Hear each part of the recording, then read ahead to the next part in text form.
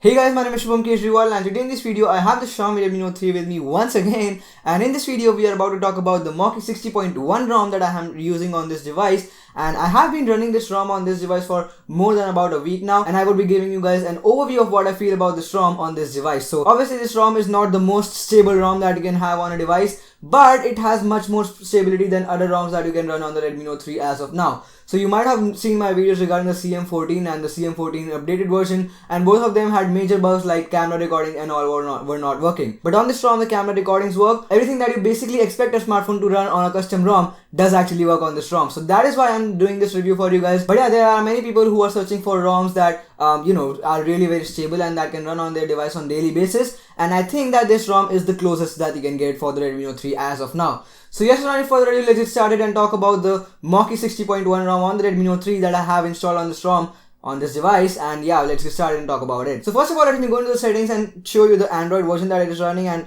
obviously you can expect this device to be running on Android version 6.0.1, and yeah, this ROM is actually running on Android version 6.0.1. This is a nice thing. Obviously this is not the latest version, Nougat is already out, but still 6.0.1 is more than sufficient for anyone using this smartphone as of now. And you might be knowing that the stable version still lags behind on Android version 5.1, and compared to that, this is actually pretty nice. So now let us just quickly talk about all of the pros and cons of this ROM. And first of all, I would like to talk to you guys about one very nice thing about this ROM. Let me just turn off the Bluetooth. Why is my Bluetooth on? I don't even know. But yeah, first of all, let me talk to you guys about a really very interesting thing about this device, this ROM in particular, and that is that the camera recordings actually work. So the biggest complaint that we had on the CM14.1 and the CM14 ROMs that I previously reviewed was the fact that they didn't have any camera recording support. So yeah, that was kind of a very disappointing thing on those ROMs, and on this ROM you can actually do that. You can actually record videos as much as you can, and as you can see over here, from here, if I want to go to the video recording mode, I can just do that, and you can record videos really very nicely. Here are some samples that you are seeing right now that I have recorded by this ROM itself, and yeah, the main point is that camera recordings actually work on this ROM, which is a really nice thing about this ROM. It's good to see for a change that a ROM actually supports the video recording, because for CM14 and any of the CM ROMs that I reviewed, it was getting pretty annoyed because the video recordings weren't working on any of those ROM, and that was so irritating and annoying. But yeah, finally we have a ROM that supports video recording, but this comes with some compromises for that too. So yeah, one of the biggest compromises that you have to make on this ROM is the fact that the brightness control just doesn't work. So you cannot control your brightness at all, and it is at max all of the time. So this is one of the biggest disappointment of this ROM. I mean, CM14 too figured that fact out, and we were able to adjust brightness pretty nicely on that ROM. But on this ROM, on the Redmi Note 3, MOKEE 60.1 doesn't support brightness control. So you are stuck with max brightness throughout the day, and that can get really very annoying and can consume a lot of battery. But obviously you have many applications on the Play Store that you can actually use to actually dim the brightness. So I am using personally this application known as Dimly, as you can see over here, and this application works pretty nice for me. So if I just tap on it, you can see you have this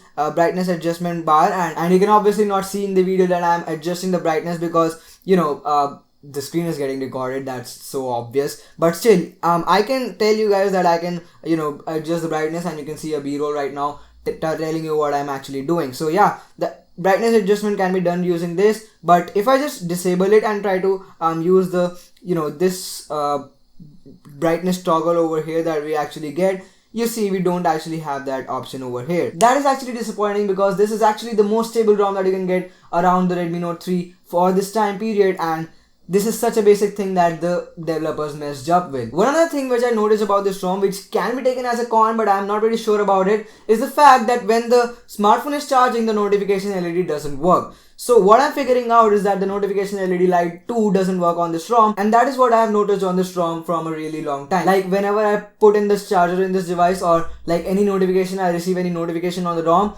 it doesn't actually light up. The display lights up obviously, but the notification light doesn't just come up. So the last time I saw the notification light, I was actually running MIUI, and on this ROM in particular, I haven't seen the notification light even once. So that you can take as a point that this ROM doesn't actually support LED notification light. Other than that, pretty much everything actually works on this ROM. See, the display is right now turned off, and if I just press and hold on the fingerprint scanner, you can see that the fingerprint scanner works really very nicely, and that's again a really nice thing about this ROM. But the basic things, some of them have been messed up by the company, and not company, the developers, and yeah, that actually can be very disappointing. But overall, if you can live without an LED light for some period, and if you can actually use third-party applications like Dimly to actually adjust your brightness, I can say that this is one of the prettiest and the most stable ROM that I have seen around the Redmi Note 3. So you can actually go ahead in the description and check out the links with which you can download this ROM, and also I have a tutorial on this channel itself which tells you how you can flash a custom ROM on the Redmi Note 3 itself. So if you don't have an idea about it, you can actually take a look at those videos, and that can turn out to be really very helpful. That being it, my name is Shubham Kejriwal. Thank you so much for watching this video, and I'll catch you guys in the next one.